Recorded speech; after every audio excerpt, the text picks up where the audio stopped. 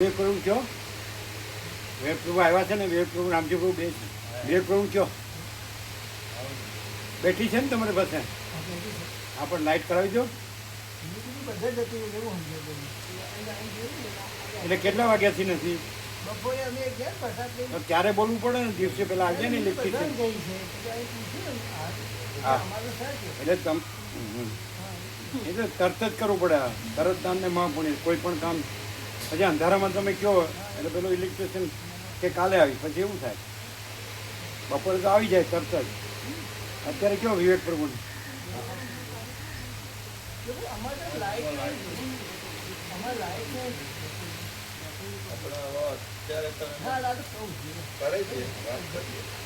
બપોરની નથી પણ બોલ્યા નહીં ને અત્યારે બોલ્યા જવાન પ્રભુ કદાચ કોઈ વાયર બાર ઢીલો હોય ને તો ચેક કરી લીધું પેલા એક છે ને અહીંયા ગોકુળ ફોર્મમાં એક વાયરમેન છે પણ સાંજે ન બોલાય જે બોલાય દિવસે જ બોલાય વાંધો નહીં કદાચ એ જવાન પ્રભુ વાયરમેન છે ને એમને બાજુ ગોકુળ ફોર્મમાં લઈને આવી ના ના રાતના કામ લાગે ને અત્યારે કરાવી છે હા અત્યારે ઇલેક્ટ્રિશિયન વાયરમેનને લાવી દો એ અત્યારે હાલ ને એને વાર નહીં લાગે રાત્રે જવું હોય ને પણ તમારે કેવું ઊંધું છે અંધારે કેમ બોલો છો આપણે પ્રકાશમાં જાણીએ જે વસ્તુ તો પ્રકાશમાં જ બતાવી દેવું પડે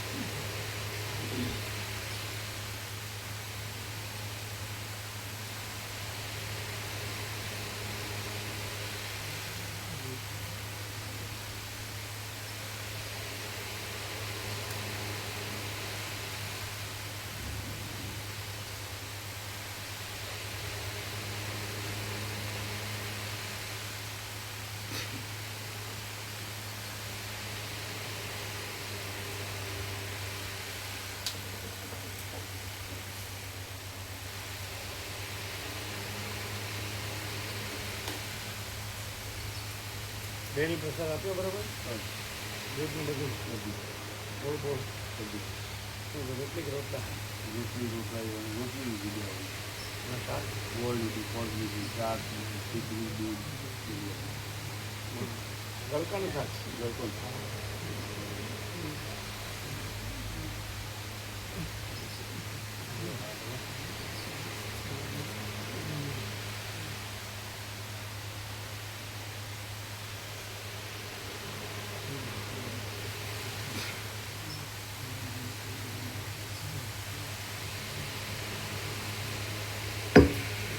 ઓમ ઓમ બરાબર ઓમ ઓમ બરાબર છે ઓમ ઓમ ઓમ હા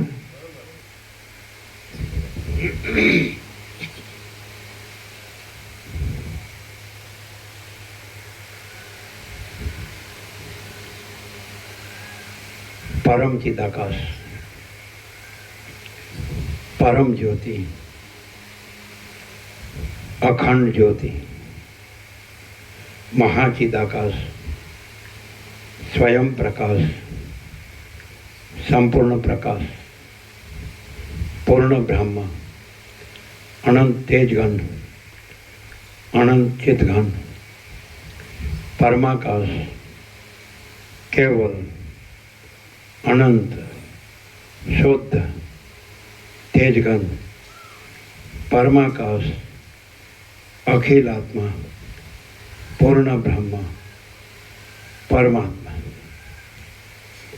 परम चिदाकाश परम ज्योति अखंड ज्योति अनंत पूर्ण परम चिदाकाश परम शांति स्वयं सिद्ध स्वयं प्रकाश स्वयं पूर्ण स्वस्वरूप यही सब कुछ है इसके सिवा कुछ नहीं है शून्यभास अनंत कोटि महाकल्पो है ही नहीं महाचिदाकाश स्वयं प्रकाश संपूर्ण प्रकाश महाचिदाकाश ज्योति अनंत अखंड अभेद महाचिदाकाश ज्योति महातत्व महासामान्य महाचिदाकाश स्वसंवेद्य सहज निर्विकल्प महाचिदाकाश परम कैवल्य परम शांति परम चिदाकाश अनंत पूर्ण निरपेक्ष सत्य अनंत संपूर्ण अपरिघी निर्भ्रांत निरपेक्ष वसिष्ठराम स्थिति प्रकरण राउंड 39મો રાઉન્ડ. તમને અનુકૂળ ના હોય તો વ્યાપકમાં આવી જવાનું.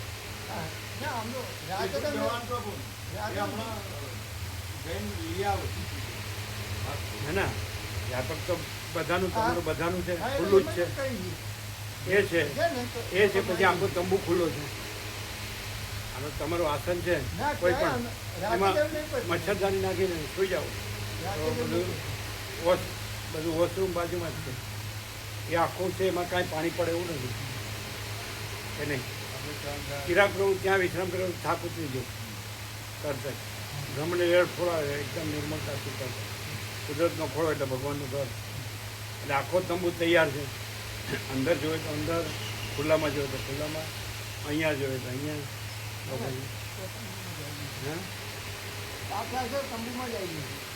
હા તો પછી ત્યાં તો બ્રહ્મણીને બધી બાજુ ઓપન અને બધી બાજુ વેન્ટિલેશન ફૂલ. હવે કોઈ મકાનમાં વેન્ટિલેશન ન હોય, કોઈ પણ બિલ્ડિંગ હોય કરોડોના એમાં વેન્ટિલેશન ન હોય. અને આવું કુંવરકા કુદરત ન હોય. આ ખેતરો બધા વૃક્ષો આવું ક્યાંય ન હોય. બધે કૃત્રિમતા ઔપચારિકતા આડંબર બધું જડ અને ભૌતિક હોય. એવી ચંચળતા ભ્રાંતિ હોય અને ભૌતિકતા વિલાસિતા હોય. સમજાય? આવું ન હોય એટલે શું છે, તમે કૃત્રિમતાથી ટેવાઈ ગયા છો ને, અભ્યાસ થઈ ગયો છે ને કૃત્રિમતા ઔપચારિકતા આડંબરનો આ બધું, એટલે સમજાતું નથી. તો ઓરિજિનલી તમે જુઓ તો કુદરતે આ તમે બનાવ્યું માણસે એ કંઈ બનાવ્યું નથી. એમને તમે નેકેડ જે નેકડ અને ઓપન કુદરતમાં અમને ખોળે રહ્યો ને તો તમને સીધો જ ભગવાનનો અનુભવ થાય. પણ તમારી ભૌતિકતા વિલાસિતાની ભ્રાંતિ તમને નડે. જડ અને ભૌતિક ક્યાંય તમને આ ફૂલ ઓક્સિજન મળે જ નહીં. બધા ક્ષેત્રો કોઈ પ્રદૂષણ નહીં, કોઈ બજાર નહીં, માર્કેટ નહીં, કોઈ સિટી કે ગામ નહીં, કોઈ રોડ કે યંત્ર કે વાહન કે ધૂળ ધુમાડો કે મિલ કારખાના કે કોઈ જ નહીં, અને કોઈ બીજી ગરબડ નહીં. પણ હવે તમે અશાંતિની ભ્રાંતિથી કહેવાય જાય એટલે પરમ શાંતિની અનુભૂતિ તમને થતી જ નહીં. આ નથી ને આ છે ને આ નથી ને આ છે. અમે એવી રીતે રહ્યા છીએ, કાંઈ ન હોય, કાંઈ ન હોય. ઉપર આપણે નીચે ધરતીને વચ્ચે આસમાન, કાંઈ ન હોય. આધુનિક વિજ્ઞાને કરેલી સુખ સગવડનું કાંઈ ન હોય ભૌતિક, ખબર. અને લાઇટે ન હોય અને ઘડિયાળે ન હોય. પાણીની એક માટલી સિવાય કાંઈ, અને વૃક્ષ નીચે. હવે આ એને કહો તો માને નહીં કે અત્યારે તો અત્યારની રીત પ્રમાણે તેમને બધું જૂના શાસ્ત્રો ન ચાલે. આ તો વિજ્ઞાને આટલી શોધ કરી છે ને મરો જ સારા તમે તમારી જાણતી.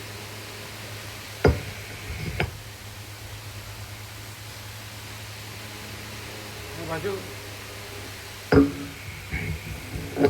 એમનેમ સહજ સર્વાંતરની પ્રેરણાથી એમ કાંઈ કર્યા વગર જેવું અંદર આવે છે એવું અનાયાસ સહજ ને આમ છે જ. હવે અહીંયા તમે એમ કહો કે ભગવાન નથી તો તમને ક્યાંય ભગવાન દેખાવાના નથી.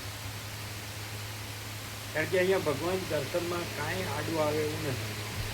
નથી આવતું હું કે નથી આવતું જગત કે નથી આવતું હું મારું કે નથી આવતા રાખજો. ભગવાન જ છે એવું અહીં છે. ક્યાં છે બીજું બતાડો લ્યો.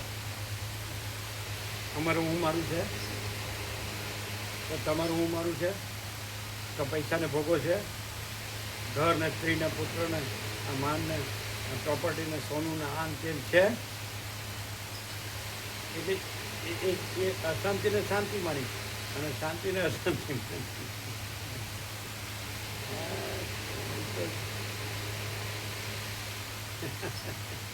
ચાલો, અમે તો પહેલેથી આ રીતે રહ્યા છીએ એટલે જ આ રીતે સહજ રહી છે. આ તો આમ તો સમાધિ નથી ને અસમાધિ નથી, તોય આને સહજ સમાધિ કહેવાય.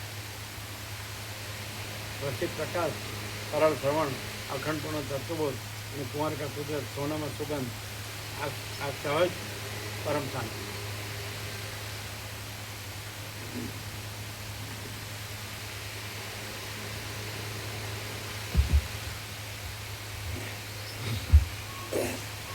આદ્ય પરબ્રહ્મ સદગુરુ દેવ કી જય. ઓમ શ્રી પરમાત્મને નમઃ. શ્રી યોગ વાસિષ્ઠ મહારામાયણ સ્થિતિ પ્રકરણ. તમે જુઓ કે માણસે આટલું વિજ્ઞાન બનાવ્યું, કુદરતે લાઈટ નથી બનાવી, કુદરતે કોઈ વસ્તુ નથી બનાવી, સમજે? તો માણસ એટલું બનાવ્યું તો એમાં શાંતિ કરતાં અશાંતિ કેટલી છે, હિંસા કેટલી છે, નાશ કેટલો છે. બધા આમ દેશોના દેશ ખતમ થઈ જાય. શું બનાવ્યું? આ બધું બનાવ્યું પોતાને ખતમ કરે. અને આ તો સીધી જ પોતાની પરમ શાંતિ, કાંઈ કર્યા વગર સહજ. લ્યો લ્યો પતી ગયું. લ્યો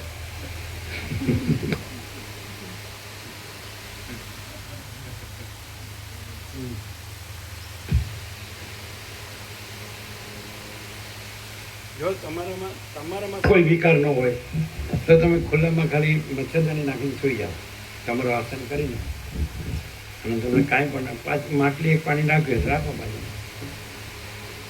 અને બધું જે વોશરૂમ છે. હે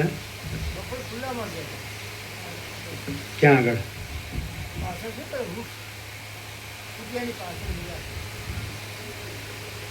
કુટિયાની પાછળ એટલે વૃક્ષો છે ત્યાં. બહુ એમ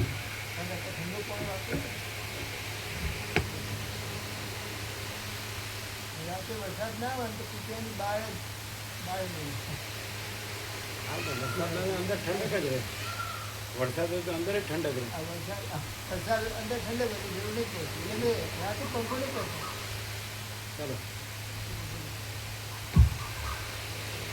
આ થોડું આમ રહે.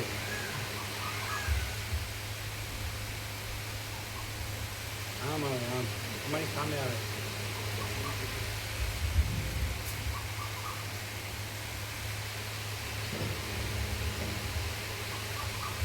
એ બહુ કાચું છે. અરે આમ હવે થોડું વધારે ગયું લાઈટ. બસ લાઈટ આમ એક બે દોરો વધારે નહીં, બસ બસ.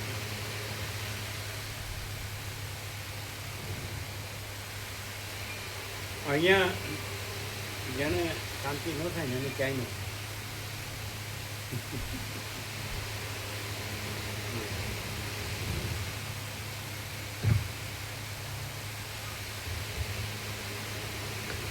શ્રી યોગ વાસિષ્ઠ મહારામાયણ સ્થિતિ પ્રકરણ પેજ નંબર 520, સર્ગ 50મો. કદંબ વૃક્ષ પર બેઠેલા દાસુરે દસે દિશાઓને દીઠી. આ 50મા સર્ગમાં કદંબના અગ્ર ઉપર બેઠેલા દાસુરના જોવામાં આવેલી દિશાઓનું સ્ત્રીઓના રૂપકથી વર્ણન કરવામાં આવશે. વશિષ્ઠ બોલ્યા, હે રામ, પછી પૃથ્વીના સર્વ સ્થળોમાં જેને અપવિત્રપણાની શંકા હતી તેઓ એ દાસુર ફળોથી તથા પલ્લવોથી શોભી રહેલા અને જાણે પુષ્પોનો પહાડ હોય એવા એ કદંબને જોઈને મનમાં બહુ જ આનંદ પામ્યો અને તેના ઉપર ચડ્યો. વનમાં જાણે આકાશને અને પૃથ્વીને સ્થિર રાખવાનો થાંભલો ઊભો કર્યો હોય એવો એ કદંબ ઊંચો હતો. જેમ વિષ્ણુ પ્રલયના સમુદ્રમાં રહેલા વડ ઉપર ચડે છે તેમ દાસુર તે કદંબ ઉપર ચડ્યો.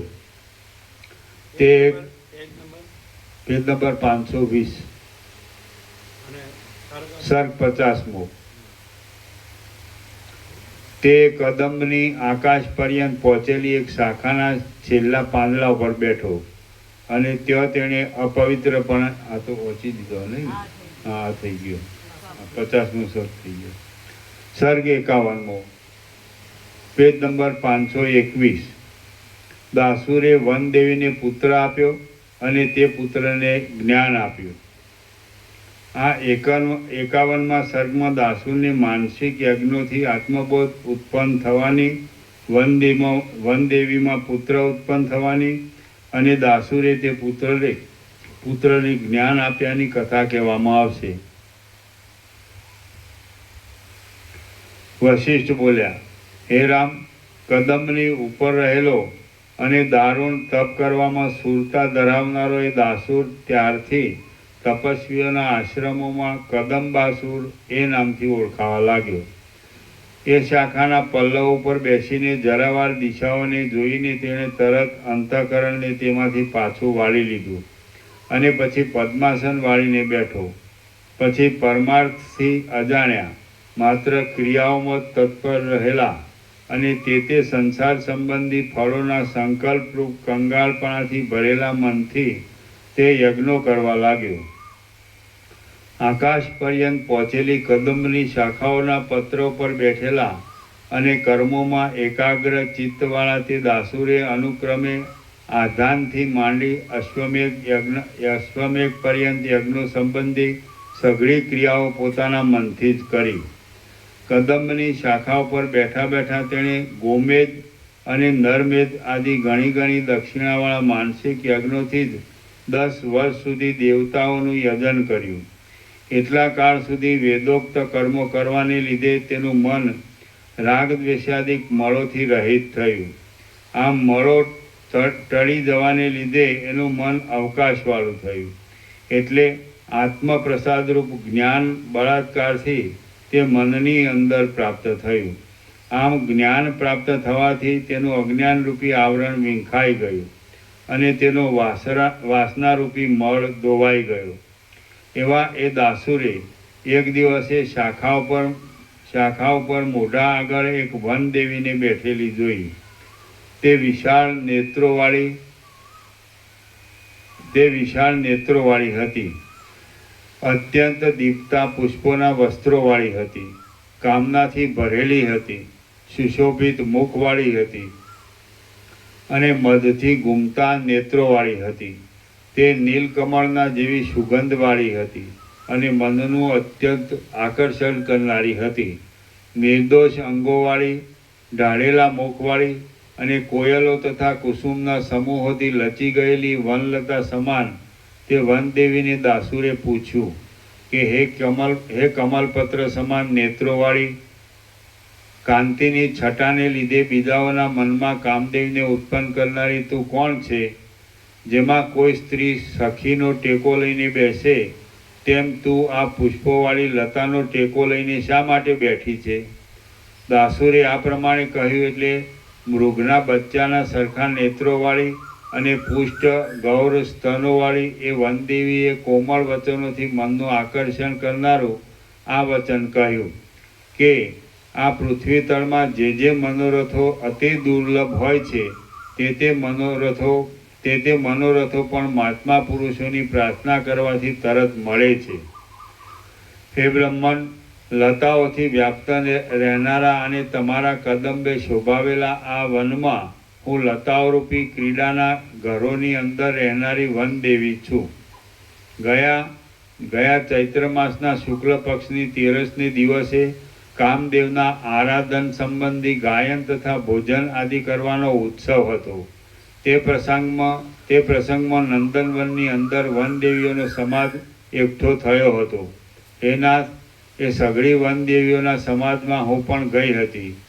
એ કામદેવના ઉત્સવમાં એ મારી સઘળી સખીઓને મેં પુત્રો વાળી દીધી અને હું એક જ વાંજણી છું આમ મારા જાણવામાં આવ્યું. તેથી હું બહુ જ ખેદ પામી છું. સઘળા મનોરથોના સમૂહને પૂર્ણ કરવામાં મોટા કલ્પવૃક્ષ સમાન આપ વિદ્યમાન છતાં હું વાંઝણી રહીને અનાથની પેટે શોક કરું એ યોગ્ય કહેવાય? હે ભગવાન, મને પુત્ર આપો. જો નહીં આપો તો વાંઝણીપણાના દુઃખ સંબંધી બળતરાને શાંત કરવા સારું હું મારા દેહને અહીં અગ્નિમાં આહુતિરૂપ કરી દઉં છું.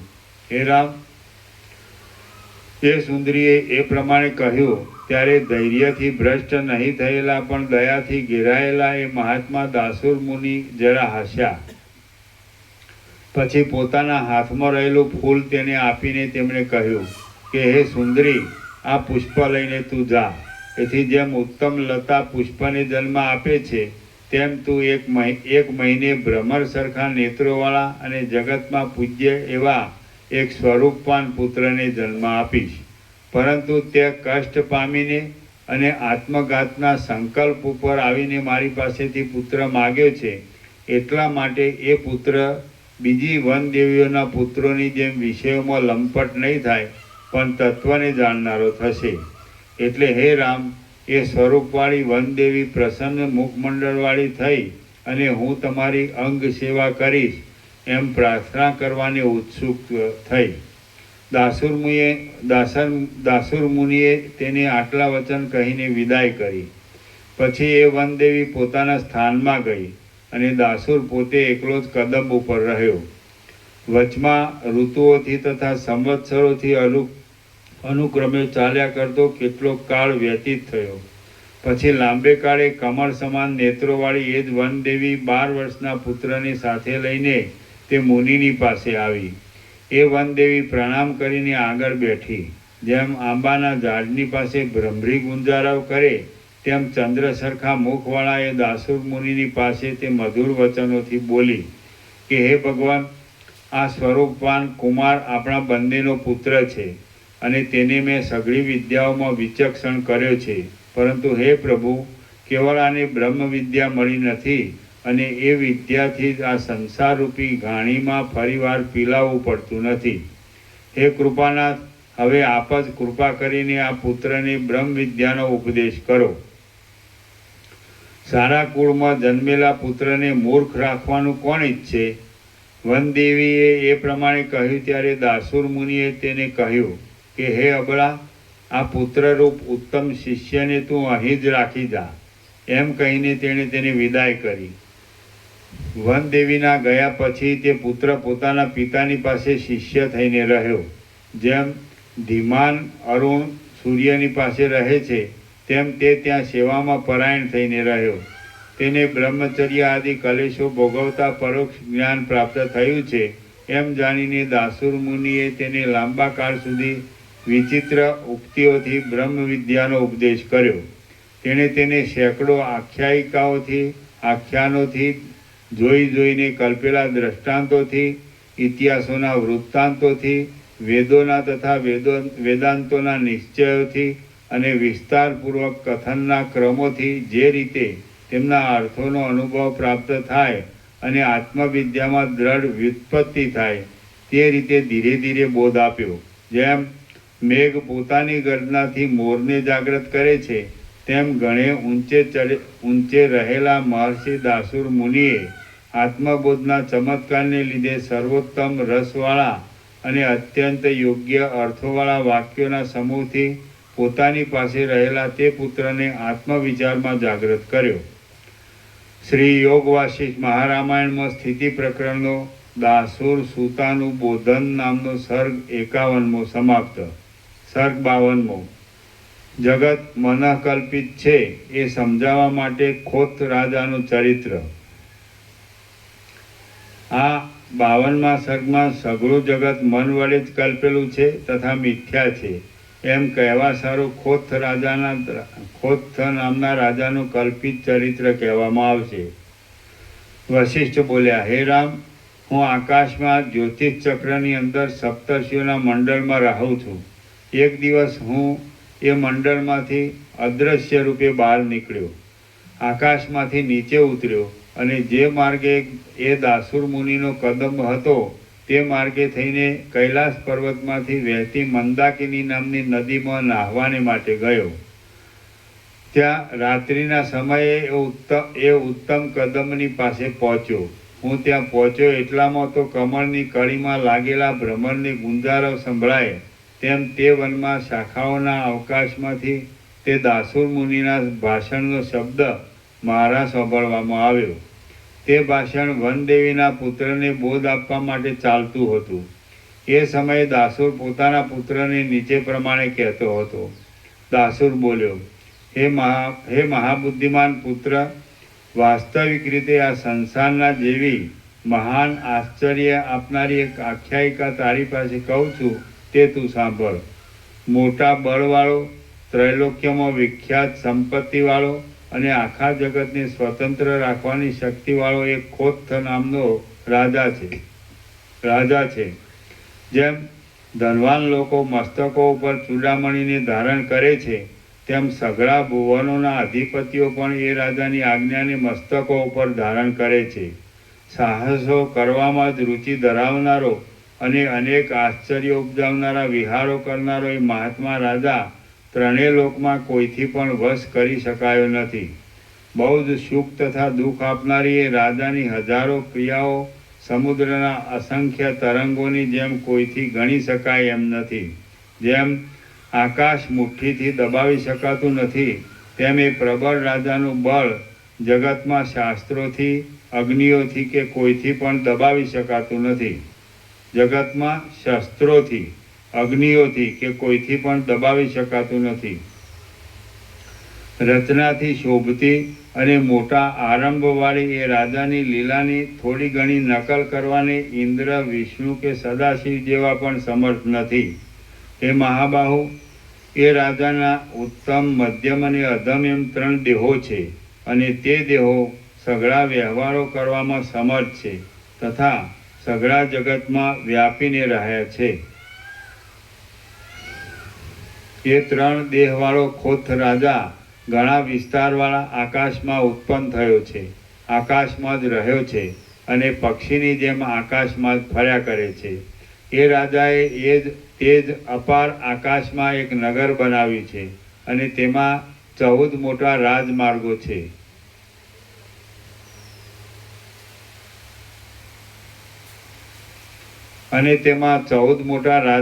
છે. એ માર્ગો 3 વિભાગોમાં વહેંચાયેલા છે. તેમાં વનો, ઉપવનો તથા ક્રીડા કરવાના પર્વતોની પંક્તિઓ શોભી રહી છે. તેમાં મોતીની લતાઓના સંગમવાળી 7 વાવો બનાવવામાં આવી છે. એક ઠંડો અને એક ગરમ એવા 2 તેજસ્વી અક્ષય દીવાઓ ત્યાં પ્રકાશ કર્યા કરે છે. ત્યાં ઊંચે જવાનો તથા નીચે જવાનો ખરીદવારૂપ વ્યાપાર ધમધોકાર ચાલ્યા કરે છે. એ જ મોટા નગરમાં એ રાજાએ જંગમપણાવાળા અને નવી નવી શોભાથી ભરેલા કેટલાયક માટીના ભોંયરા બનાવ્યા છે. એ ભોંયરાઓમાંના કેટલાક ભોંયરાઓને ઊંચે રાખ્યા છે, કેટલાકને નીચે રાખ્યા છે અને કેટલાકને મધ્યમાં રાખ્યા છે. એમાંના કેટલાક લાંબા કાળે નાશ પામે છે અને કેટલાક શીઘ્ર નાશ પામે છે. સઘળા ભોંયરાઓ કાળા ખંડના છાજોથી ઢાંકેલા છે, 9 દ્વારોથી શણગારેલા છે. નિરંતર ચાલતા પવનોથી ઠંડા અને ઊના થયા કરે છે અને તેઓ ઘણા ગોખોવાળા છે. તેઓ 5 દુષ્ટ દીવાઓના અજવાળાવાળા છે, 3 થોભલાઓવાળા છે અને ધોળા કાષ્ઠથી જડાયેલા છે. તેમને લીસા લેપથી કોમળ કરવામાં આવ્યા છે અને તેઓ પડખાઓમાં 2 ગલીઓવાળા છે. એ મહાત્મા રાજાએ માયાથી તે ભોંયરાઓમાં રક્ષણ કરનારા મોટા યક્ષો બનાવ્યા છે અને તે યક્ષો સર્વદા પ્રકાશથી ભય પામે છે. જેમ પક્ષી માળાઓમાં ક્રીડા કરે, તેમ એ ચાલનારા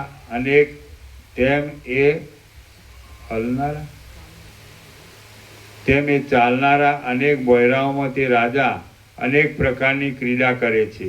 એ પુત્ર, 3 શરીરવાળો એ રાજા એ ભોંયરાઓમાં તે યક્ષોની સાથે લીલામાં મગ્ન થઈ નિવાસ કરીને પાછો બીજા ભવિષ્યમાં થનારા નગરમાં જવાની ઈચ્છા કરે છે. ચપળતાવાળા એ રાજાને કોઈ સમયે જ્યારે ભવિષ્ય રચનાવાળા કોઈ નગરમાં જાવું એવો દ્રઢ વિચાર થાય છે, ત્યારે તે રાજા જાણે ભૂતના વળગાડવાળો હોય તેમ પૂર્વના નગરમાં ઉઠીને દોડે છે અને દોડીને ગંધર્વનગર જેવા નગરને પ્રાપ્ત થાય છે.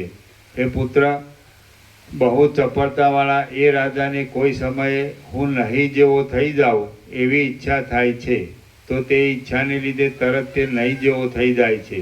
પણ પાછો જેમ જળમાંથી તરંગ પ્રગટ થાય છે તેમ તે પોતાના પૂર્વના સ્વભાવથી જ પ્રકટ થાય છે અને વળી ભારે ભારે આરંભવાળો વ્યવહાર કરવા માંડે છે. એ રાજા કોઈ સમયે પોતાના વ્યવહારની ખટપટને લીધે જ રોગ અને શત્રુ આદિથી પરાભવ પામે છે અને હું કિંકર છું, મૂર્ખ છું તથા દુખ્યો છું એમ શોક કરવા લાગે છે. કોઈ સમયે જેમ વર્ષા ઋતુમાં થયેલા થોડાક વરસાદથી નદીનો વેગ ડોળાઈ જાય છે તેમ એ રાજા પોતાના આગલા સુખોના સ્મરણથી ડોળાઈ જાય છે. હે પુત્ર, એ મોટો મહિમાવાળો ખોત્થ રાજા પવનના વેગથી આકુળ થયેલા સમુદ્રની જેમ કોઈ સમયે ઉત્કર્ષ પામે છે, કોઈ સમયે વેગમાં આવી જાય છે, કોઈ સમયે ઉછળવા લાગે છે, કોઈ સમયે ચલિત થાય છે, કોઈ સમયે પ્રૌઢ દેખાવવાળો થાય છે અને કોઈ સમયે પ્રૌઢ દેખાવવાળો છતાં પણ ડોળાઈ જાય છે. શ્રી યોગ વાસિષ્ઠ મહારામાયણમાં સ્થિતિ પ્રકરણનો ખોત્થ વિભવ વર્ણન નામનો સર્ગ 52મો સમાપ્ત. સર્ગ 53મો ખોત્થ રાજાના કલ્પિત ઉદાહરણનો સિદ્ધાંત. આ 53મા સર્ગમાં જગત સંકલ્પથી જ કલ્પાયેલું છે એ વિષયના ઉદાહરણ રૂપે ખોત્થ રાજાના વૃત્તાંતનો સાચો અભિપ્રાય કહેવામાં આવશે. વશિષ્ઠ બોલ્યા, હે રામ, ત્યાં મધ્યરાત્રિએ જંબુદ્વીપના કદંબની ટોચ ઉપર બેઠેલા પવિત્ર મનવાળા પોતાના પિતા દાસુર મુનિને પુત્રે આ પ્રમાણે પૂછ્યું. પુત્ર બોલ્યો, હે પિતા, ઉત્તમ આકારવાળો ખોત્થ નામનો એ રાજા કોણ છે અને આ તમે મારી પાસે શું કહ્યું એ યથાર્થ રીતે કહો.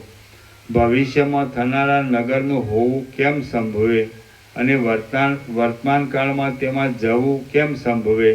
આ તો ભવિષ્યકાળના અને વર્તમાન કાળના વિરોધને લીધે તમારું વચન મને મૂંઝવી નાખે છે.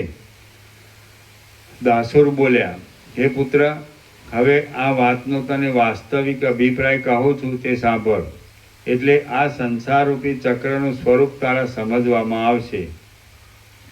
સંસારનું ચક્ર સત્તા વગરના અજ્ઞાનથી જ ઉત્પન્ન થયેલું છે અને તેથી મિથ્યા હોવા છતાં પણ બહુ વિસ્તીર્ણ થયું છે. એ વિષય સમજાવવાને માટે જ મેં તારી પાસે આ આખ્યાન કહ્યું છે. જે ખોત્થ નામનો રાજા કહ્યો તે મન છે એમ સમજવું. એ મન નિરાકાર પરબ્રહ્મરૂપી આકાશમાંથી ઉઠેલું છે, એટલા માટે તેને ખોત્થ કહ્યું છે. કૌંસમાં ખ એટલે આકાશમાંથી અને ઉત્થ એટલે ઉઠેલું એવો અર્થ છે. એ મન પોતાની મેળે જ પ્રકટ થાય છે અને પોતાની મેળે જ લીન થાય છે. આ સગળું ઘણા વિસ્તારવાળું જગત મનને જ અધીન છે, કારણ કે મન પ્રકટ થાય તો જગત પ્રકટ થાય છે અને મન લીન થાય તો જગત લીન થઈ જાય છે. જેમ શાખાઓ વૃક્ષોના અવયવરૂપ છે અને શિખરો પર્વતના અવયવરૂપ છે, તેમાં બ્રહ્મા, વિષ્ણુ તથા રુદ્ર આદિ દેવો મનના જ અવયવરૂપ છે. તેઓ મનની આજ્ઞા પ્રમાણે જ ચાલે છે અને એમાંથી મનના કાર્યો જેવું કંઈ પણ કાર્ય બની શકતું નથી. એ મનના સાત્વિક સંકલ્પ, રાજસ સંકલ્પ અને તામસ સંકલ્પ એ 3 દેહ છે અને તેઓ સઘળા વ્યવહારો કરવામાં સમર્થ છે, તેમજ સઘળા જગતમાં વ્યાપી રહ્યા છે. એ મન પોતાના અધિષ્ઠાન પરબ્રહ્મરૂપ આકાશમાં જ ઉત્પન્ન થયું છે, પરબ્રહ્મરૂપ આકાશમાં જ રહ્યું છે અને પરબ્રહ્મરૂપ આકાશમાં જ ફર્યા કરે છે. કારણ કે કલ્પિત પદાર્થના ઉત્પત્તિ આદિ અધિષ્ઠાનથી જુદા હોતા નથી. એ મને પરબ્રહ્મરૂપ અપાર આકાશમાં વાસનાઓના અનુસંધાન માત્રથી બ્રહ્માપણું પામીને આ બ્રહ્માંડરૂપ નગર બનાવ્યું છે અને તેમાં પાતાળ આદિ 14 લોકરૂપ મોટા રાજમાર્ગો છે. એ રાજમાર્ગો સાત્વિક, રાજસ અને તામસ એ 3 વિભાગોમાં વહેંચાયેલા છે. નંદનવન આદિ વનોની તથા ઉપવનોની પંક્તિઓ તેમાં શોભી રહી છે. સહ્યાદ્રી, મંદરાચલ તથા મેરુ પર્વત આદિ પર્વતોની પંક્તિઓ તેમાં શોભી રહી છે. વળી તેમાં સૂર્યના કિરણોથી ચળકતા ઊંચા ઊંચા ચપળ તરંગોવાળી નદીઓ રૂપી મોતીની લતાઓએ જેમાં પોતાનો સંગમ કર્યો છે એવા 7 સમુદ્રો રૂપી વાવો છે. 7 સમુદ્રોને વાવો કહેવાનું કારણ એ છે કે તેઓમાં શેરડીનો રસ તથા દૂધ આદિ રૂપી જળ ભરેલા છે. મણિયો તથા રત્નોરૂપી કમળ કંદો થાય છે અને વડવાણ રૂપી રાતા કમળો રહેલા છે. ઠંડો દીવો કહ્યો તે ચંદ્ર સમજવો અને ઊનો દીવો કહ્યો તે સૂર્ય સમજવો. ઊંચે જવાના તથા નીચે જવાના ખરીદવારૂપ વ્યાપાર ચાલ્યા કરે છે એમ જે કહ્યું તેનો અર્થ એ છે કે પુણ્યરૂપી ધન ખર્ચીને સ્વર્ગ આદિ ઊંચા લોકોમાં જવાનું મેળવાય છે અને પાપોરૂપી ધન ખર્ચીને નરક આદિ નીચા લોકોમાં જવાનું મેળવાય છે.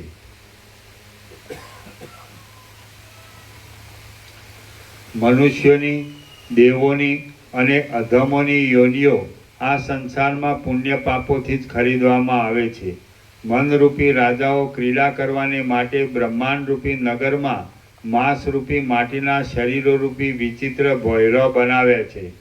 એ શરીરોમાંના દેવતાઓ નામના કેટલાક શરીરો સ્વર્ગ આદિ ઊંચા લોકોમાં રાખવામાં આવ્યા છે. સર્પ આદિ નામના કેટલાક શરીરો નીચે એટલે પાતાળ લોકમાં રાખવામાં આવ્યા છે અને માણસ આદિ નામના કેટલાક શરીરો મધ્યમાં એટલે પૃથ્વી પર રાખવામાં આવ્યા છે. તે જાત જાતના શરીરો પ્રાણ આદિ વાયુયંત્રના પ્રવાહથી ચાલે છે. માંસરૂપી માટીથી ભરેલા છે અને સફેદ હાડકારૂપી લાકડાવાળા છે. ચામડીના લેપ વડે તેઓ ચીકણા અને તકતકતા છે. એ શરીરોમાંના કેટલાક શરીરો ઘણે કાળે નાશ પામે છે અને કેટલાક તુરત નાશ પામે છે. એ શરીરોરૂપી ભોયરાઓ કેશોરૂપી કાળા ખડના છાજોથી ઢંકાયેલા છે. તેઓ કાન, આંખ તથા નાક આદિ 9 દ્વારોથી શણગારેલા છે અને નિરંતર ચાલતા પ્રાણવાયુથી ઊના થાય છે તેમજ નિરંતર ચાલતા અપાન વાયુથી ઠંડા થાય છે. તેઓ કાન, નાક, મોઢા તથા તાળવા આદિરૂપ ઘણા ગોખોવાળા છે. ભુજા આદિ અંગોરૂપ દોઢીવાળા છે અને 5 જ્ઞાનેન્દ્રિયો રૂપી દીવાઓના પ્રકાશવાળા છે. હે મહાબુદ્ધિમાન, એ મનરૂપી પ્રબળ રાજાએ તે શરીરોરૂપી વિચિત્ર ભોયરાઓમાં રક્ષણ કરવાને માટે સંકલ્પરૂપી માયાથી અહંકારોરૂપી મોટા યક્ષો બનાવ્યા છે અને તેઓ પોતાનો ક્ષય કરનારા આત્મદર્શનરૂપ પ્રકાશથી સર્વદા ભય પામે છે.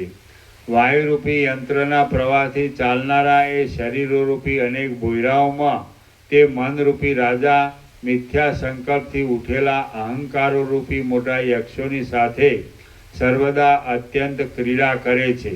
જેમ કોઠીમાં બિલાડો હોય, જેમ દમણમાં સર્પ હોય અને જેમ વાંસમાં મોતી હોય તેમ શરીરમાં અહંકાર છે. જેમ સમુદ્રમાં તરંગો પેઠે દીવાઓની જ્યોત ક્ષણ માત્રમાં ઉદય પામે છે અને ક્ષણ માત્રમાં શાંત થઈ જાય છે તેમ શરીરોરૂપી ભોયરાઓમાં સંકલ્પો ક્ષણ માત્રમાં ઉદય પામે છે અને ક્ષણ માત્રમાં શાંત થઈ જાય છે. એ જ મનરૂપી મોટા રાજાની ક્રીડા સમજવી. એ મનરૂપી રાજા જાગ્રતમાં નવા બ્રહ્માંડરૂપી જે નગરને નિર્માણ કરે છે તેને જ સ્વપ્ન અવસ્થામાં સંકલ્પને લીધે તે ક્ષણ માત્રમાં જુએ છે. એ તેનું પૂર્વ જાગ્રતના નગરમાંથી ઉઠીને ગંધર્વ નગર જેવા બીજા નગરમાં જવું સમજવું. એ મનરૂપી રાજા જાગ્રતમાં તથા સ્વપ્નમાં ભમીને તે ભમવાના પરિશ્રમને મટાડવા સારું સુષુપ્તિમાં તરત અવિદ્યારૂપ થઈ જાય છે. તેથી નહીં જેવો થઈ જાય છે, પણ તે પાછો બાળકે કલ્પેલા પિશાચથી જેમ માત્ર સંકલ્પરૂપ પોતાના પૂર્વ સ્વભાવ વડે જ પ્રગટ થાય છે અને પ્રકટ થઈને મોટા મોટા આરંભોવાળો વ્યવહાર કરવા માંડે છે. એ વ્યવહાર તેના પોતાના અનંત દુઃખને માટે થાય છે, પણ આનંદને માટે કદી થતો નથી. એ મનરૂપી રાજા ગાઢ અંધારાના જેવી અંધતા આપનારા આ જગતરૂપી મોટા દુઃખને પોતે જ પ્રકટ કરીને બનાવે છે અને પોતે જ નષ્ટ થઈને નષ્ટ કરી નાખે છે. જેમ એક વાંદરાએ અડધા વેરાયેલા લાકડા વચ્ચે નાખેલા ખીલાને પોતાના અટકચાળાપણાથી કાઢી લીધો અને પછી તે અડધું વેરાયેલું લાકડું ભેગું થઈ જવાને લીધે વૃષણો ચગદાઈ જતા તે દુઃખી થયો હતો, તેમ મનરૂપી રાજા પણ પોતાના જ અટકચાળાપણાથી દુઃખી થાય છે અને તેથી તેને રોવું પડે છે. જેમ અકસ્માત ટપકતા મધના બિંદુઓ ચાટવાના મળવાથી ગધેડો ઊંચી ડોક કરીને આનંદ માની લે છે, તેમ મનરૂપી રાજા કોઈ સમયે પોતે જ સંકલ્પથી બનાવેલા વિષય સુખનો અંશ મળતા પ્રફુલ્લિત થઈને આનંદ માની લે છે. એ મનરૂપી રાજા બાળકની જેમ પોતે પોતાના સંકલ્પથી ક્ષણ માત્રમાં આસક્ત બની જાય છે, ક્ષણ માત્રમાં વૈરાગ્ય પામી જાય છે અને ક્ષણ માત્રમાં વિકાર પામી જાય છે. આથી હે પુત્ર, એ મનને સઘળા બાહ્ય પદાર્થોમાંથી પાછું વાળી દે અને તેને તત્વજ્ઞાનથી નિર્મૂળ કરી નાખીને જે રીતે તારી બુદ્ધિ તારા આત્મતત્વમાં વિશ્રાંતિ લે તેમ તું કર. હે પુત્ર, એ મનને સઘળા બાહ્ય પદાર્થોમાંથી પાછું વાળી દે અને તેને તત્વજ્ઞાનથી નિર્મૂળ કરી નાખીને જે રીતે તારી બુદ્ધિ તારા આત્મતત્વમાં વિશ્રાંતિ લે તેમ તું કર. એ મનરૂપી દુષ્ટ રાજાના સાત્વિક, રાજસ અને તામસ સંકલ્પોરૂપી ઉત્તમ, મધ્યમ અને અધમ એવા 3 દેહો જ જગતની સ્થિતિના કારણરૂપ છે. મન જો તામસ સંકલ્પરૂપી અધમ દેહવાળું હોય તો તે નિરંતર દુષ્ટ વિષયોમાં પ્રવૃત્ત થાય છે અને નરકમાં પડવારૂપ મોટું કંગાળપણું પામીને છેવટે કીટ પતંગની યોનિને પ્રાપ્ત થાય છે. તે મન જો સાત્વિક સંકલ્પરૂપ ઉત્તમ દેહવાળું હોય તો તે ધર્મમાં તથા ઉપાસનામાં તત્પર રહે છે અને મોક્ષ પદથી દૂર નહીં એવી દેવ આદિની યોનિને પ્રાપ્ત થાય છે. જો મન રાજસ સંકલ્પરૂપ મધ્યમ દેહવાળું હોય તો તે સ્ત્રી, પુત્ર આદિની વાસનાઓથી રંગાઈ રહીને સંસારમાં મનુષ્યની યોનિને પ્રાપ્ત થાય છે. પણ હે મહામતી, જો એ 3 દેહને છોડી દે તો પોતે જ ક્ષીણ થઈને પરમ પદને પામે છે. હે પુત્ર, આમ છે એટલા માટે તું વૈરાગ્ય વડે સઘળી ઇન્દ્રિયોને બાહ્ય વિષયોમાં જતી રોકીને તથા મન વડે જ મનને નિયમિત કરીને બહારના તથા અંદરના વિષયો સહિત સંકલ્પનો નાશ કર.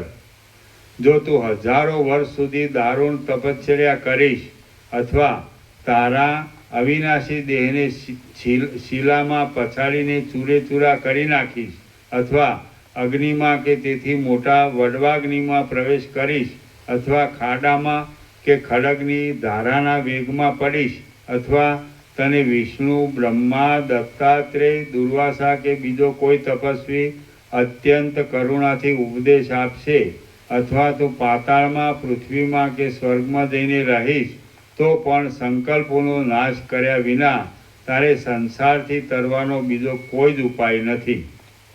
માટે હે પુત્ર, સંકલ્પોનો ક્ષય કે જે બાદ રહિત છે, નિર્વિકાર છે, સુખરૂપ છે અને પરમ પાવન છે તેને વિશે સાધન ચતુષ્ટય મેળવીને તું તે કરવાનો જ પરમ ઉદ્યોગથી યત્ન કર.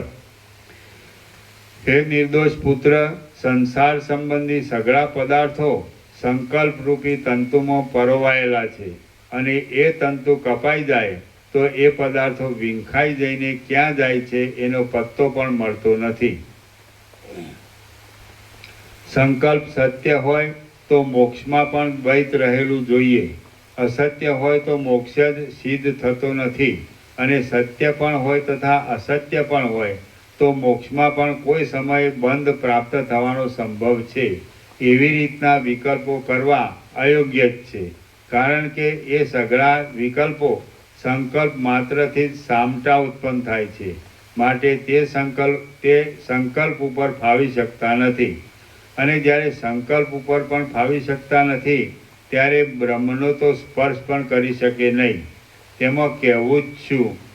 સૂક્ષ્મ શરીર, સ્થૂળ શરીર તથા તે ઉભયમય સઘળું જગત સંકલ્પથી જ થયેલું છે, બીજા કોઈથી થયું નથી. તો હવે એ સંકલ્પ અને સઘળું જગત એમાંથી કોણ સાચું કહી શકાય એમ છે? કોઈ પણ નથી. એ સમજુ પુત્ર, જે પદાર્થ જે પ્રકારે સંકલ્પિત કરવામાં આવે છે તે પદાર્થ ક્ષણ માત્રમાં તે પ્રકારનો થઈ જાય છે. એટલા માટે તું કદી કોઈ પણ પદાર્થનો સંકલ્પ કરીશ નહીં. તું સંકલ્પોથી રહિત થઈને વેઠિયા માણસની જેમ કેવળ આવી પડેલો વ્યવહાર કર્યા કર. સંકલ્પોનો ક્ષય થાય તો પરમ ચૈતન્ય મનરૂપ થતું જ નથી. તું સાક્ષાત પરબ્રહ્મ જ છે, પણ પોતાની ભ્રાંતિને લીધે તે યોનિઓમાંથી તે પ્રાણીઓ રૂપે ઉત્પન્ન થઈને વ્યર્થ જ જગત સંબંધી દુઃખોનો અનુભવ તારે કરવો પડે છે. તે યોગ્ય નથી જ.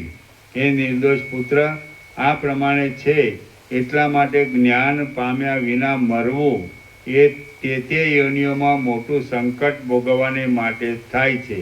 તે તને પ્રાપ્ત થાય એ યોગ્ય નથી.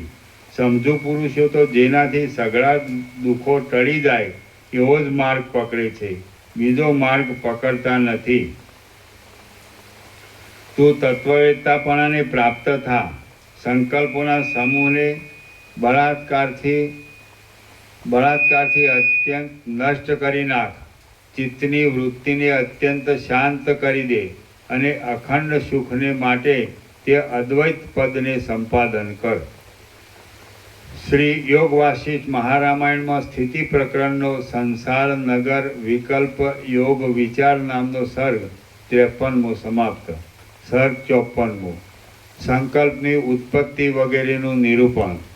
આ 54મા સર્ગમાં સંકલ્પની ઉત્પત્તિ, સંકલ્પનું રૂપ, સંકલ્પનું ઘાટાપણું અને સંકલ્પનો ઉચ્છેદ એનું નિરૂપણ કરવામાં આવશે. પુત્ર બોલ્યો, હે સમર્થ પિતા, સંકલ્પ કેવો હોય છે? કેમ ઉત્પન્ન થાય છે? કેમ વધે છે? અને કેમ નષ્ટ થાય છે? એ મને કહો. દાસુર બોલ્યો, અનંત અને સામાન્ય સત્તારૂપ આત્મતત્વમાં મનપણાનો જે પ્રાદુર્ભાવ થાય છે તે જ સંકલ્પરૂપી વૃક્ષનો પહેલો અંકુર છે. જેમ વાદળું પ્રથમ નાનું હોય છે, પણ પાછળથી ધીરે ધીરે ઘાટું થઈ આકાશમાં વ્યાપીને ભારે ઠંડી ઉત્પન્ન કરે છે, તેમ સંકલ્પનો મનરૂપી પહેલો અંકુર પ્રથમ લેશ માત્ર હોય છે, તો પણ પાછળથી ધીરે ધીરે ઘાટો થઈને અધિષ્ઠાનમાં ફેલાઈ જાય છે અને અધિષ્ઠાનને જડ પ્રપંચાકાર બનાવી દે છે. આત્મતત્વરૂપી ચૈતન્ય એક અંશમાં માયાને લીધે પોતાથી જુદા જેવા જગતને ધારવા લાગતા કંસમાં મનરૂપ થતા જેમ બીજ અંકુરપણાને પામે છે તેમ સંકલ્પપણાને પ્રાપ્ત થાય છે. એ સંકલ્પથી બીજો સંકલ્પ પોતાની મેળે જ તરત થાય છે અને પોતાની મેળે જ તરત વધે છે. એથી દુઃખ જ થાય છે, પણ સુખ થતું નથી. જેમ સમુદ્ર જળ માત્ર જ છે, તેમ જગત સંકલ્પ માત્ર જ છે. તને સંકલ્પ વિના બીજું કોઈ પણ સંસારરૂપી દુઃખ નથી. જે સંકલ્પ છે તે જ સંસાર છે. એ સંકલ્પ ખોટી રીતે જ કાકતાલીયના જેવા યોગથી તે ઝાંઝવાના પાણીની જેમ અને ચંદ્રમાં બે પાણાની ભ્રાંતિની પેઠે ઉત્પન્ન થયો છે અને ખોટો હોવા છતાં તે વૃદ્ધિ પામે છે. જેમ બિજોરાના ફળને ગળી જનારા માણસને ધોળા પદાર્થમાં સોનાની ખોટી પ્રતીતિ થાય છે, તેમ તારા સ્વરૂપમાં ખોટો સંકલ્પ પોતાની મેળે જ ઉદય પામ્યો છે. તારો જન્મ થયો છે એ પણ ખોટું છે અને તારું દેહરૂપે વર્તમાનપણું છે એ પણ ખોટું છે. જો મારો ઉપદેશ યથાર્થ રીતે ઠસી જાય તો સઘળું અસત્ય નાશ પામી જાય. જે અજ્ઞાનને લીધે જે પૂર્ણાત્મા છે તે હું જ છું અને આ સુખ દુઃખમય જન્મ આદિ ભાવો મને મિથ્યા જ છે એવો વિશ્વાસ તને થતો નથી. તે જ અજ્ઞાનને લીધે તું પરિતાપ પામે છે. તને જન્મ આદિનો સંબંધ નહીં હોવા છતાં પણ તું ભ્રાંતિથી જન્મ્યો છે. પૂર્ણ બ્રહ્મનો જન્મ થવો સંભવે જ કેમ? તું પોતાની મેળે સંકલ્પને લીધે જ નિરર્થક જડરૂપ થઈ ગયો છે. તું કલ્પના જ કર નહીં. અને આ સ્થિતિમાં પૂર્વના સુખ દુઃખાદિકનું સ્મરણ ત્યજી દે. સંકલ્પ અને પૂર્વના સુખ દુઃખાદિકનું સ્મરણ છોડી દે એટલે તેટલું કરવાથી જ બ્રહ્મપદ પામવાની યોગ્યતા આવે છે. સંકલ્પનો ક્ષય થવાથી સંસાર સંબંધી ભયો પ્રાપ્ત થતા નથી અને તે સંકલ્પ પૂર્વના સુખ દુઃખાદિકનું સ્મરણ નહીં કરવાથી પોતાની મેળે જ નાશ પામે છે. પુષ્પની પાંખડી હાથ વડે ચોળી નાખવામાં કંઈક પ્રયત્ન કરવાની જરૂર પડે છે, પણ સંકલ્પનો નાશ તો સ્મરણ છોડી દેવાથી થાય છે. તેમાં તેટલો પ્રયત્ન કરવાની પણ જરૂર પડે એમ નથી. એ પુત્ર, ફૂલને ચોળી નાખવામાં હાથ ચલાવવા રૂપ સહેજ પરિશ્રમ કરવો પડે છે, પરંતુ સંકલ્પનો ક્ષય કરવામાં એટલો પરિશ્રમ પણ કરવો પડે તેમ નથી. જેને સંકલ્પનો નાશ કરવાની ઈચ્છા હોય તેણે પૂર્વના સુખ દુઃખાદિકનું સ્મરણ કરવું નહીં.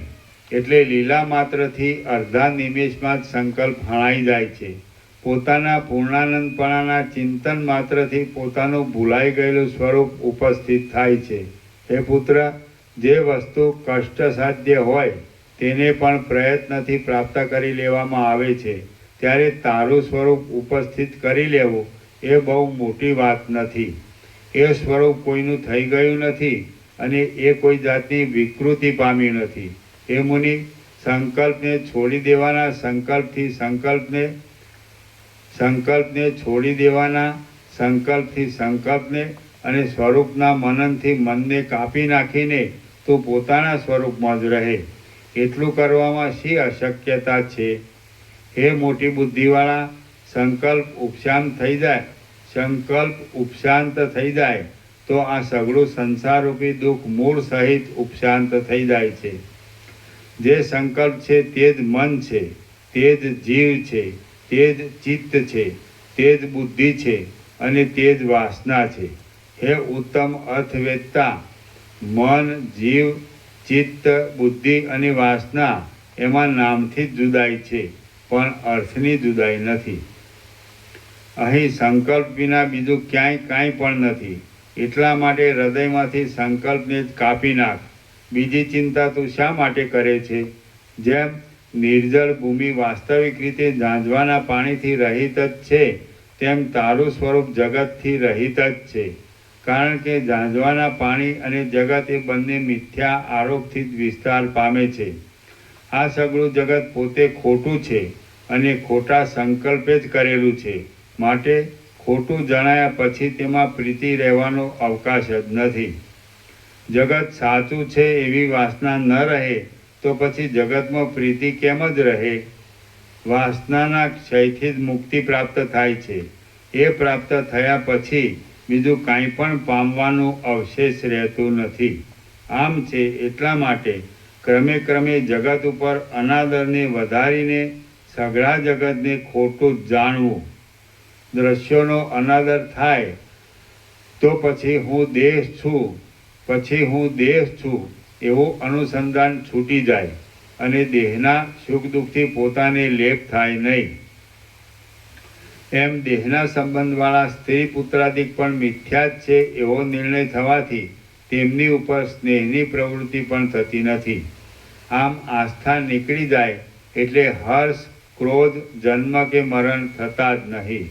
મન જ પોતે ચૈતન્યમાં પ્રતિબિંબથી જીવ થઈને આ સઘળા ખોટા માનસિક નગર જેવા ભૂત ભવિષ્ય તથા વર્તમાન જગતને સુખ દુઃખ આદિના વિભ્રમોથી પરિવર્તન પમાડે છે અને ભારે ધામધૂમ કર્યા કરે છે. લોકમાં વાસનાઓથી ઘેરાયેલું જીવનું મન અનેક શક્તિઓથી ચળક્યા કરે છે. તેથી જીવ મલિન અને ચંચળ થઈને કામનાને લીધે જાત જાતની વ્યવસ્થા કર્યા કરે છે.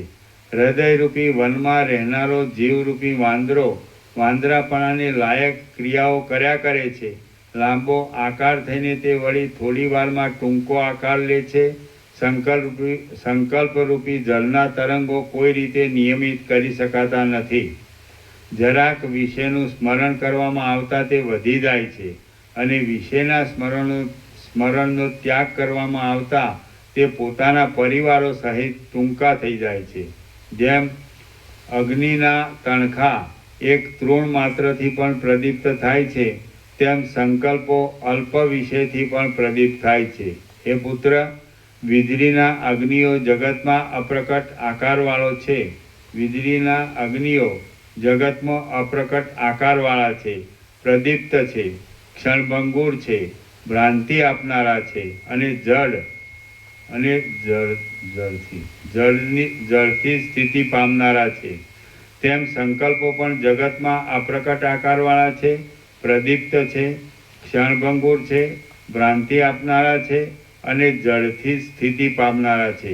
હે પુત્ર, જે પદાર્થ ખોટો હોય તેને ટાળવાનો ઉપાય તરત થઈ શકે છે અને તેથી તે તરત ટાળી શકાય છે, એમાં કશો સંદેહ નથી.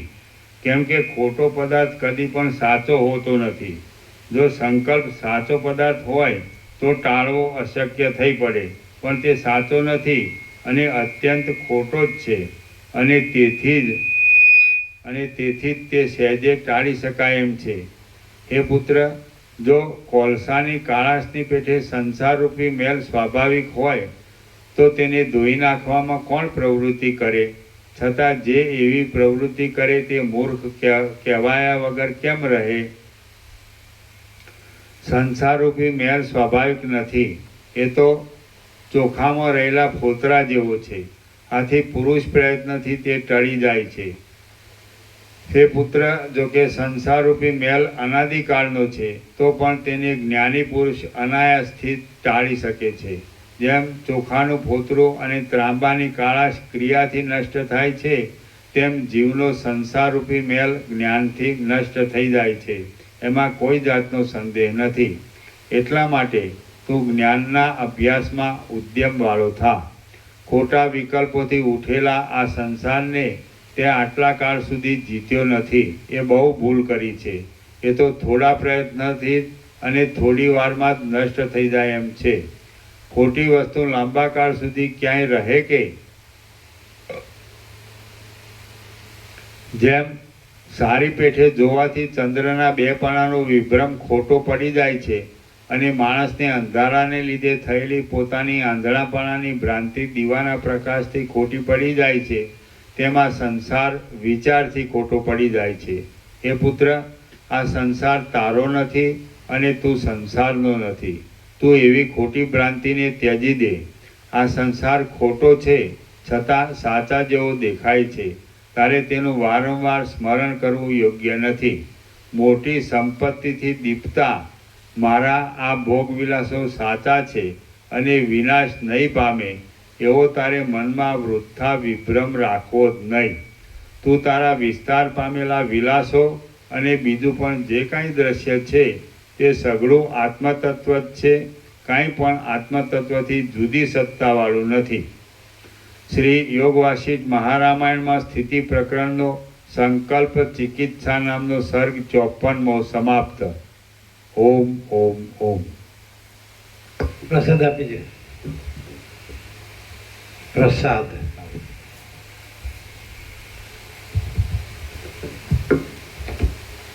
આ લોકોને બુંદીનો પ્રસાદ બાકી હશે નહીં?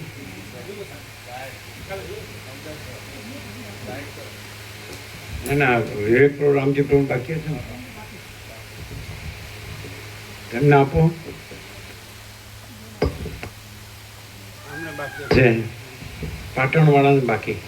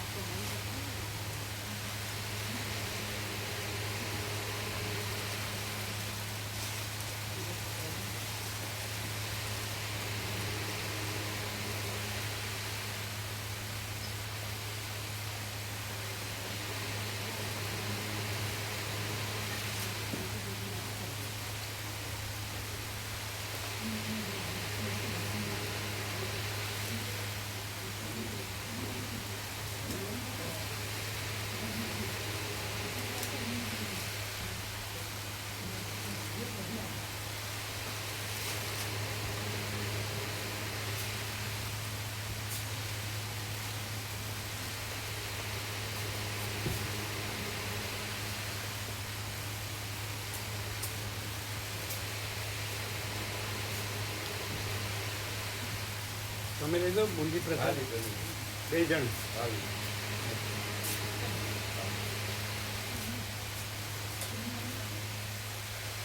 એ ગોળ ગોળ બધું મૂકી દેજો લઈ જાઓ અને આના બધું ચડાવી દો પછી નહીં હવે આના અત્યારે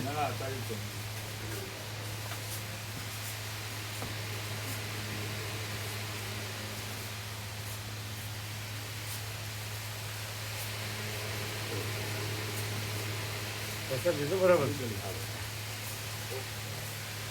ગંજી પ્રભુને આંખનું ઓપરેશન કરે મૃત્યુ ઉપલાવે. હવે કેમ છે બરાબર કાલે સાંજે ત્યાં ગયો હતો યાદ કરતા હતા મારા પ્રભુને.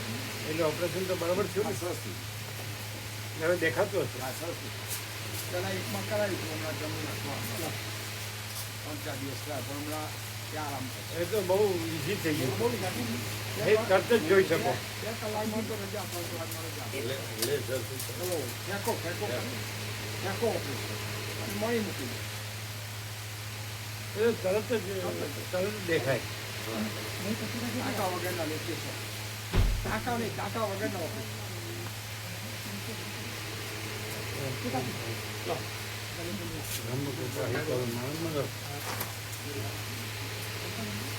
ચોખ્ખું છે ને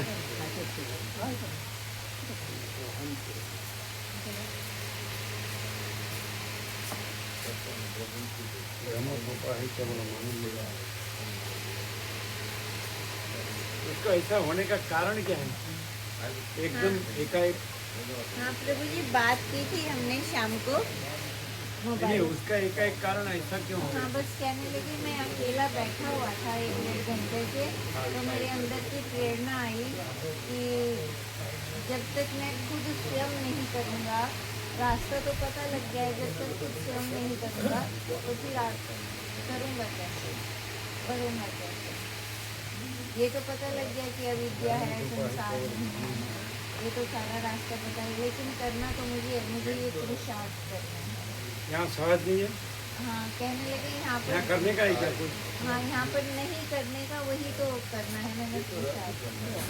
हाँ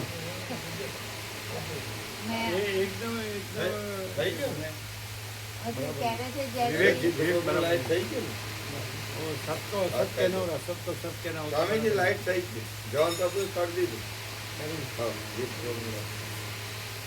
અને ઇલેક્ટ્રિશિયન નહીં આવ્યા ના જવાન પ્રભુ કરી દીધું એટલે શું થયું હતું શું બહાર જે લોકો પાસે એટલે લગાવી હનુમાનજી પૂજા હોય ને તો નથી એ તો ખુદે તો ઢીલો થાય એ તો મજબૂત રાખવું છે ને एक्चुअली वो बराबर तो नहीं बोले सब बोले वो बराबर नहीं बोले हाँ पता नहीं हमने क्वेश्चन भी किया था उनसे मैंने कहा घर में कोई झगड़ा बोले बिल्कुल लेस मात्र भी नहीं है फिर आप बात करिए सब ठीक है बस मेरे अंदर की प्रेरणा ये है कि मैं अकेला मैं की प्रेरणा प्रेरणा है क्या मैं की प्रेरणा वो अनंत नहीं है और मैं है तो फिर वो सत्य नहीं वो भ्रांति है महाचिता का सब कुछ है मैं कुछ नहीं है महात्मा बुद्ध का भी फिर बोले थे कि वो भी अकेले ये बुद्ध से भी ऊपर है सबसे ऊपर है जो बुद्ध का बुद्ध तो व्यक्ति है वशिष्ठ नहीं है सदाशिव नहीं है सरस्वती वाल्मीकि राम इसमें व्यक्ति नहीं अनंत अनंत के चिदाकाश में व्यक्ति नहीं है कुछ ने किया नहीं किया वो करना नहीं करना है ही नहीं वो तो भ्रांति का है अनंत के चिदाकाश में क्या होता है दूसरा कहाँ है करने वाला कहाँ है नहीं करने वाला कहाँ है होता क्या है नहीं होता क्या है कुछ है ही नहीं ऐसा नहीं मालूम पड़ता इसमें मालूम पड़ता है अरे क्या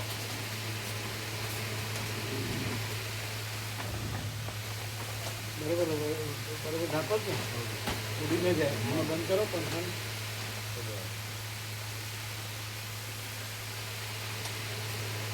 तो जा બધું સ્પીકર બંધ કરો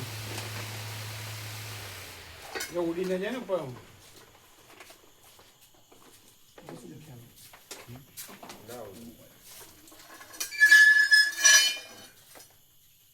થઈ ગયો જ તું અરે અહીંયા ક્યાં જગ્યા ઓછી છે વિશ્રામ કરવો હોય તો ના ના ફૂલ છે વિશ્રામ કરવો તો ક્યાં જગ્યા ઓછી છે ઘણી જગ્યાએ અંદર 3 જણા છે અંદર 3 જણ તમે હા આખું ગમે માળો તો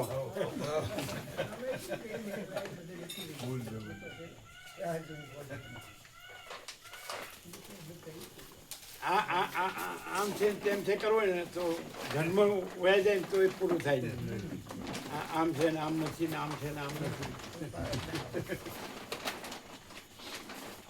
ખાલી એટલું થઈ જાય ને કે ભગવાન છે તો કોઈ પ્રશ્ન ન રહે. પછી ભગવાનથી અધિક ફૂલ લાઈટ કઈ? માણસે બનાવેલી લાઈટ ફૂલ લાઈટ નથી.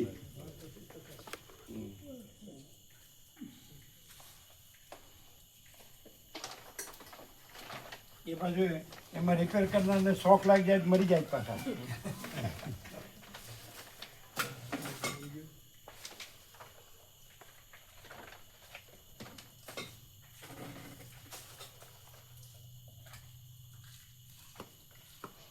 अनंत चैतन्य प्रकाश अनंत चैतन्य शांति में ये मैं हूँ ने कुटी रहे ने ध्यान करना है ऐसी भ्रांति है क्या?